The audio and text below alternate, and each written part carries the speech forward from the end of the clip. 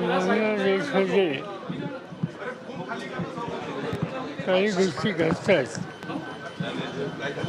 बांगलादेशमध्ये आपण बघितलं की सत्ता परिवर्तन त्या ठिकाणी झालेलं आहे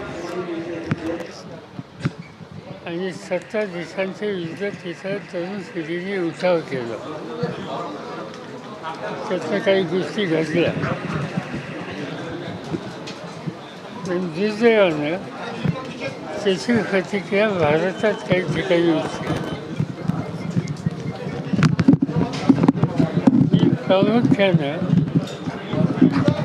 बांगलादेशच्या वावरांना पश्चिम बंगाल वगैरे ही राज्य आहेत तिथं ती स्थिती थोडी अधिक गंभीर होती.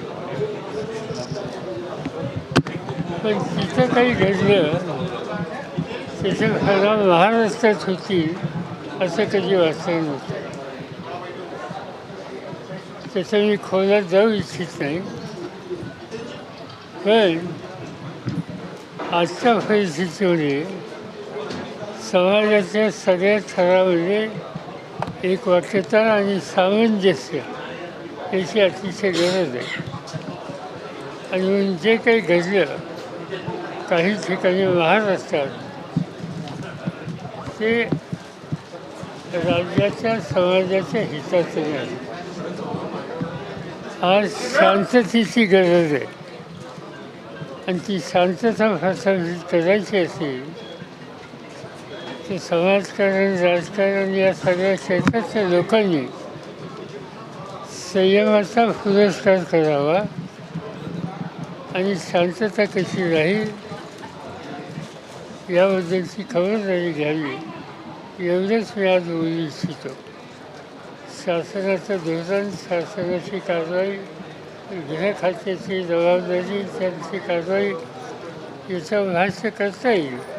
पण आज मला शांतता आणि सौहार्द याचं महत्त्व जास्त वाटतं आणि म्हणून त्याच्या अन्य बाबी ज्या आहेत त्याचं मी भाष्य करू इच्छित नाही.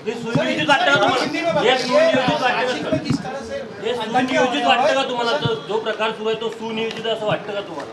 असंही देखील म्हणजे बांगलादेशमधला प्रकार इथं घालायचं काही कारण नव्हतं. त्यामुळं जे कोणी यामध्ये सहभागी होत असतील माझं आव्हान त्यांना हे आहे की आपण अन्य देशात काही झालेल्या गोष्टीच्यासाठी आपल्या देशामध्ये सर्वसामान्य लोकांचं जीवन उद्ध्वस्त होईल किंवा संकट असेल असं काही करता कामा नये. 2 राज्याच्या निवडणुका जाहीर झाल्या.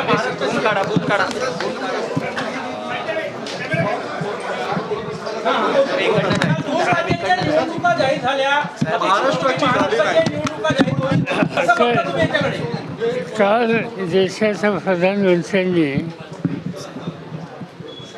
लाल किल्ल्यावर भाषण देत असताना सर्व देशाच्या निवडणुका एका वेळेला व्हाव्यात, सर्व देशाच्या निवडणुका एका वेळेला व्हाव्यात या प्रकारची भूमिका मांडली आणि ती भूमिका मांडून 12 तास नाही गेले तर आपल्याला ऐकायला मिळतंय की जम्मू काश्मीरची निवडणूक जाहीर झाली, हरियाणाची झाली, झारखंड आणि महाराष्ट्राची झाली नाही. सर्व देशात एका वेळी निवडणुका घ्यायचं धोरण प्रधानमंत्री मांडत असताना महाराष्ट्राच्या निवडणुकीच्या संबंधी त्यांचा हा निर्णय एक प्रकारचा विरोधाभास आहे. यापेक्षा आधी काय सांगायचं.